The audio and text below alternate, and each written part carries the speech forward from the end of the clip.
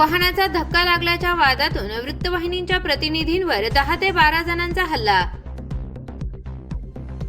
अहिल्यानगर शहरातील पाईपलाईन रस्त्यावर वाहनाचा धक्का लागल्याच्या कारणातून झालेल्या वादाचे रूपांतर थेट हाणामारीत झाले।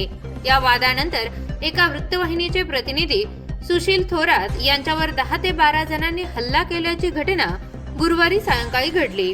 या हल्ल्यात थोरात जखमी झाले असून त्यांना उपचारासाठी रुग्णालयात दाखल करण्यात आले आहे।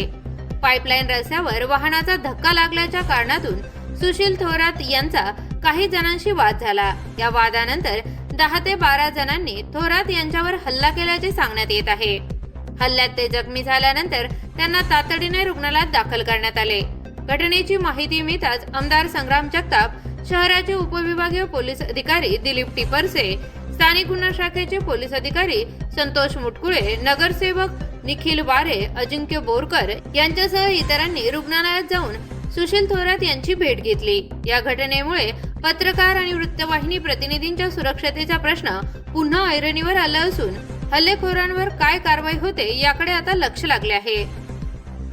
कॉंग्रॅच्युलेशन्स वहिनी, बाळ झाल्याबद्दल। पण मी ऐकलंय डिलिव्हरी फार क्रिटिकल होती। आता ठीक आहे ना सगळं? अगं होता थोडा प्रॉब्लेम, पण स्त्रियांच्या आरोग्याची संपूर्ण काळजी घेणारं मातृसेवा होतं ना साथीला। सगळं सुरळीत झालं। किशोर वयापासून ते रजोनिवृत्तीपर्यंत स्त्रीच्या आरोग्याची संपूर्ण काळजी घेणारं अहमदनगरमधील पहिलं स्त्री रुग्णालय Matruseva women's hospital, obstetric ICU। किशोरवयीन आणि विवाहपूर्व समुपदेशन, गरोदर माता तपासणी आणि प्रसूती, पहिल्या सिझेरियन नंतर नॉर्मल डिलिव्हरीची सोय। मातृसेवा विमेन्स हॉस्पिटल, सक्कर चौक, नवीन टिळक रोड, अहमदनगर। फोन 9850 20 0017।